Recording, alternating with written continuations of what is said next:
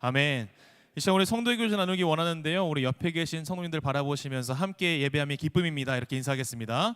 함께 예배함이 기쁨입니다. 네. 오늘 이 시간 우리의 마음을 다하여 한 분 하나님을 예배하는 이 시간 가운데 주님께서 가장 기뻐하실 줄 믿습니다. 일본의 가장 화려했던 시절은 아무리 생각해봐도 1980년대 일본의 그 버블 경제 시기일 것 같습니다. 88년대 시가총액 세계 50대 기업 속에 33개의 기업이 일본 기업이었던, 그들에게는 참 아름다운 시기였던 것 같은데요. 87년도에 일본 도쿄의 길거리에 대해서 동아일보가 이렇게 설명합니다. 어둠이 내리자 형형색색 현란한 네온 사인들이 명멸한다. 멀리 동경타워의 표시등들이 일제히 켜져 높이 333m의 탑 모양이 밤하늘에 드러낸다. 동경의 젊은이들뿐만 아니라 일본의 관광 온 백인, 흑인 젊은이들까지 거리로 쏟아져 나와 독재도시 동경의 면모가 눈앞에 생생하다. 기사의 내용이었습니다.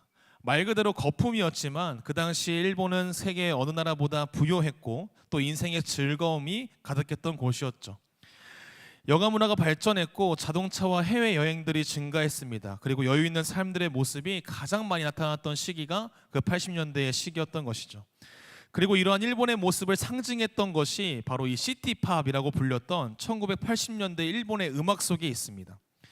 음악 산업도 자본들이 유입이 많이 되면서 전자악기와 또 제작, 녹음 장비에 대한 투자가 늘어나면서 도시의 낭만과 세련되고 여유 있는 삶을 음악으로 표현했던 것이죠. 이러한 음악의 특징들이 도시의 밤과 자동차 드라이브, 바닷가의 여유 등을 노래했던 그 시대의 일본의 노래들로 드러납니다. 우리는 어떤 노래를 들으면서 그 시절의 행복이나 낭만을 떠올렸던 것처럼 이 시티팝이라는 장르는 단순한 노래가 아니라 80년대 일본이 맞이했던, 돌아올 수 없었던 그 황금기를 기뻐했던 찬가로 기억되게 되는 것이죠. 그리고 이러한 시티팝 열풍이 2010년대 이후로 다시 향유되고 있습니다. 80년대의 음악들이 다시 전 세계적으로 인기를 얻게 되었고, 여전히 많은 사람들이 이 시티팝이라고 불리는 음악을 듣기 위해서 따로 플레이리스트를 만들어서 듣기도 하는 것이죠. 그 이유에 대해서 요즘 사람들이 이렇게 표현을 하는데요. 바쁜 현대 사회 속에서 여유로움을 잊은 사람들에게 이 시티팝은 그 황금기였던 그 시절의 여유로움과 희망과 꿈을 바라보게 하는 노래라고 설명을 하는 것이죠. 그 80년대의 삶의 평화와 기쁨과 풍요로움을 상징했던 그 노래들은 현 시절을 살아가는 사람들에게는 우리가 가질 수 없는 평화와 기쁨과 풍요로움을 꿈꾸게 하는 노래가 되었던 것입니다.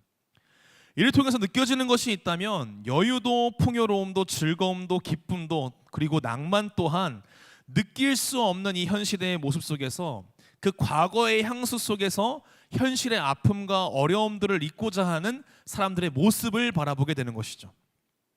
우리의 어린 시절의 장래희망들을 떠올려 보면 대통령, 의사, 과학자, 판사, 검사와 같이 정말로 꿈과 같은 장래의 희망들을 적어왔지만, 지금 이 시대의 아이들을 바라보면 너무 이른 나이부터 자신의 현실의 한계를 인정하고 그 절실히 느낀 장래희망들을 적은 것을 보게 됩니다. 중학생과 또 고등학생으로 살아가는 아이들은 빛나는 미래를 꿈꾸며 자신의 삶을 즐거워하기보다 해결되지 않을 것 같은 그 막연한 삶의 현실 속에서 괴로워하는 모습을 보게 되는 것이죠. 직장인들은 늘 퇴사와 사직서를 가슴속에 품고는 있지만 현실의 벽 앞에서 고통스러운 마음을 꼭 참으면서 매일의 출근을 감당하고 있는 것이 지금 이 시대의 모습입니다. 삶의 무게가 마음을 짓누르고 하루하루 버텨내는 것이 전부가 되어버린 이 시대 속에서 우리는 이전과 같이 희망을 노래하지 못합니다.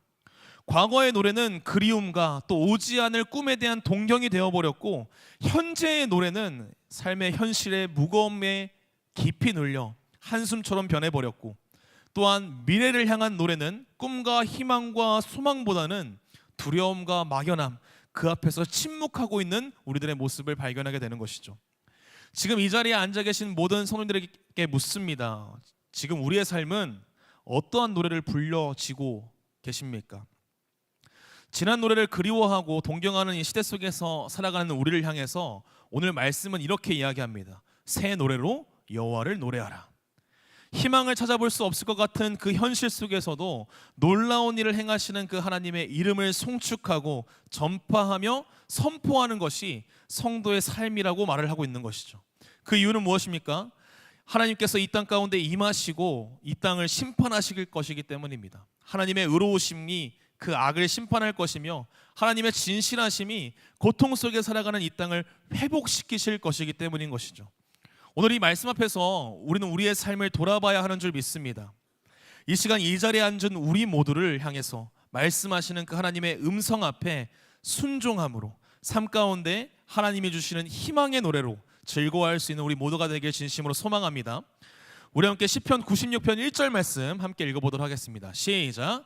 새 노래로 여호와께 노래하라. 온 땅이여 여호와께 노래할지어다.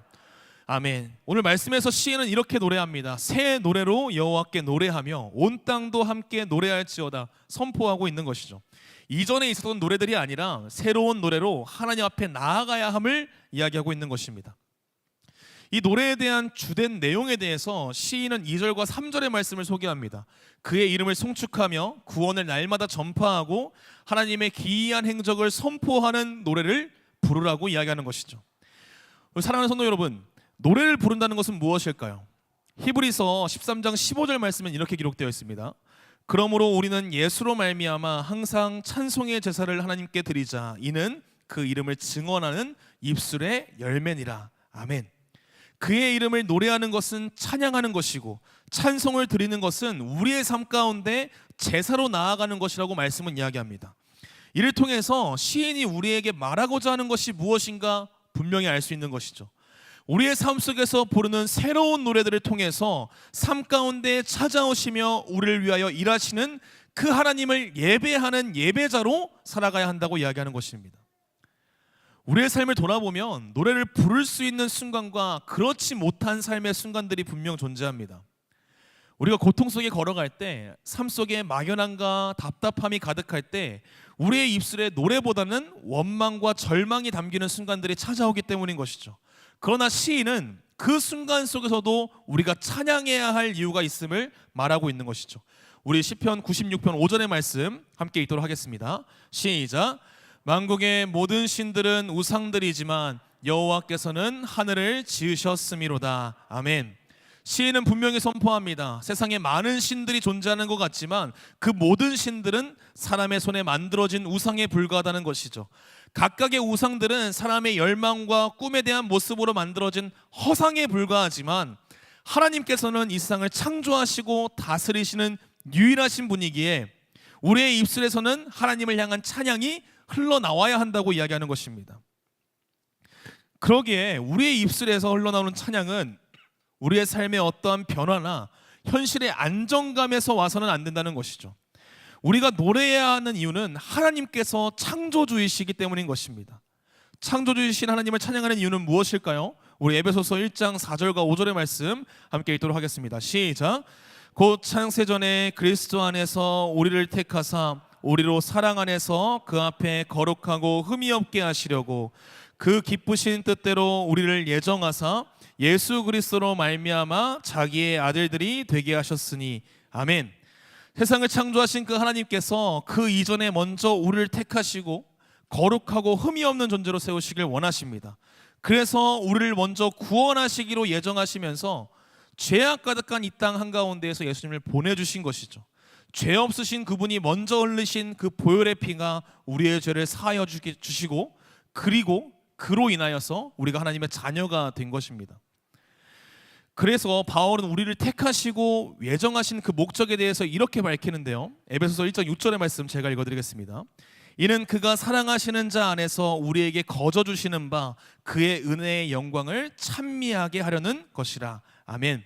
즉 하나님께서는 태초부터 우리를 은혜의 영광을 찬미하는 백성으로 세우시기로 계획하십니다.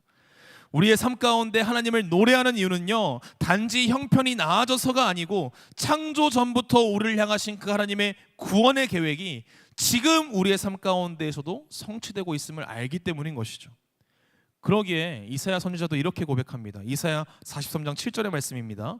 내 이름으로 불려지는 모든 자 곧 내 영광을 위하여 창조한 자를 오게 하라. 아멘.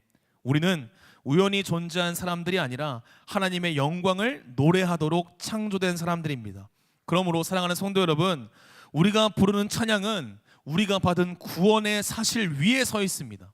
예수 그리스도의 피로 죄사함 받은 하나님의 자녀라는 그 변하지 않는 신분이 오늘 우리의 입술에서 하나님을 향한 노래가 끊어지지 않는 이유가 되는 것인 줄 믿으시기 바랍니다. 저희 아버지는 좀 투병을 오래 하시다가 주님의 품에 가셨습니다. 제가 그 과정 중에서 잊혀지지 않는 순간이 하나 있는데요. 이제 수술을 하시고 나서 몸이 좀 안 좋아지셔서 병원에 진료를 받으러 한번 갔다 왔습니다. 근데 이 피를 많이 채취하니까 체온이 떨어져서 추워하셔서 막 급하게 들어왔던 기억이 아직도 생생합니다. 그리고 나서 이제 어머니께서 결과를 듣고 돌아오셨는데 괜히 힘들게 한 건 아닌가 막 무거운 마음이 들었던 그 순간에 검사 결과가 더 마음을 어렵게 만들었던 것이죠. 전이가 이미 많이 지나서 시간이 길지 않다는 이야기를 듣게 된 순간 모든 희망이 집안에서 끊어진 것 같은 생각이 들게 되었습니다. 그런데 그때 아버지께서 저에게 제 손을 잡으면서 이렇게 말씀하시는 거예요. 가족을 위해서 네가 한번 기도를 했으면 좋겠다라고 이야기하시는 거죠. 무슨 기도를 해야 할지 무슨 말을 해야 할지 모르는 그 순간에 기도를 시작하게 되었습니다. 그리고 이러한 기도를 하나님 앞에 올려드리게 된 거죠. 아버지의 남은 모든 인생이 가족에게 하나님을 증거하는 인생 되게 하시고 아버지와 함께하는 우리 가족이 이 모든 여정을 통하여서 살아계신 하나님을 증거하는 시간 되게 하여 주시옵소서. 그리고 이 기도가 입술 바깥으로 나가면서 우리 가정이 느꼈던 그 시선이 바뀌어지는 것을 느끼게 되었습니다. 시한부라는 말로 끝나는 것이 아니라 하나님은 여전히 우리 가정과 목회자이신 그 아버지에게 주신 소명과 비전이 있었고 그 소명과 비전을 이루기 위해서 계속해서 살아가야 한다는 말씀을 소망을 우리에게 주신 것이죠. 아버지는 마지막까지 목회자의 자리에서 자녀들에게 믿음의 등대가 되어주셨습니다. 그리고 그 빛이 지금도 저의 발걸음을 비추고 있고 아버지와 우리의 가정의 삶에서 작은 희망마저 사라진 것 같은 그 순간 속에 하나님은 우리 가정에게 더 큰 희망을 품게 하셨던 것이죠. 오늘 시편에 부제목이 적혀 있지는 않지만 70인역 성경에서는 표제가 하나 붙어 있습니다. 한번 보여주시겠어요? 포로 후 집이 지어졌을 때 다윗의 노래. 그리고 오늘 우리가 읽은 시편의 고백은 역대상 16장 23절과 24절 사이에 동일하게 적혀져 있는 것을 보게 됩니다. 제가 읽어드리겠습니다. 온 땅이여 여호와께 노래하며 그의 구원을 날마다 선포할지어다. 그의 영광을 모든 민족 중에 그의 기이한 행정을 만민 중에 선포할지어다. 아멘. 다윗이 잃어버렸던 그 언약궤를 다시 장막에 두고 하나님 앞에 올려드리면서 드렸던 그 감사의 시가 바벨론 포로기 이후 다시 돌아온 이스라엘 백성들에게 하나님 앞에 울려 퍼지는 찬양으로 오늘 시편 말씀에 적혀 있는 것이죠. 삶의 터전이 망가져 있고 성전이 파괴된 그 이스라엘 백성들이 황폐해진 땅을 바라보면서도 여전히 하나님께 소망을 두고 하나님께 영광을 돌리며 입술에 새 노래로 나아가고 있는 것이 오늘 우리가 읽은 시편 96편의 말씀이라는 것입니다. 그의 마음속에는 절망이 가득한 현실이 보였을 것이고 그 현실은 녹록지 않았을 것입니다. 그러나 그들을 붙잡아 회복의 길로 이끄시는 하나님을 바라보며 찬양했던 것이죠. 그들의 마음 가운데 절망이 아니라 기쁨을 허락하시며 바벨론 포로 시절이 이스라엘을 멸망시키려 함이 아닌 하나님의 백성으로 세우려 하시는 과정을 깨닫게 하신 것입니다. 사랑하는 성도 여러분, 우리의 현실은 여전히 거칠고 마음은 가난할지라도 하나님은 여전히 우리의 입술 가운데 새 노래를 허락하시는 줄 믿습니다. 이전에 죄악과 절망의 자리와도 같았던 우리의 삶의 모든 순간 속에서도 하나님의 일하심과 하나님의 뜻과 계획이 있으심을 알게 하시며 우리의 보잘것없어 보이는 실패와 절망의 순간을 하나님의 계획 가운데 두시고 우리를 하나님의 계획 가운데 가장 중요한 사람으로 들어 사용하시는 분이 하나님이신 줄 믿으시기 바랍니다. 오늘 이 말씀을 기억하며 트리니티 찬양대가 드리는 그 하나님을 향한 감사와 기쁨의 찬양 가운데 온 마음 다해 함께 찬양하며 나아갈 수 있는 우리 수원부교회 모든 성도님들 되시길 진심으로 소망합니다. 제가 기도하겠습니다.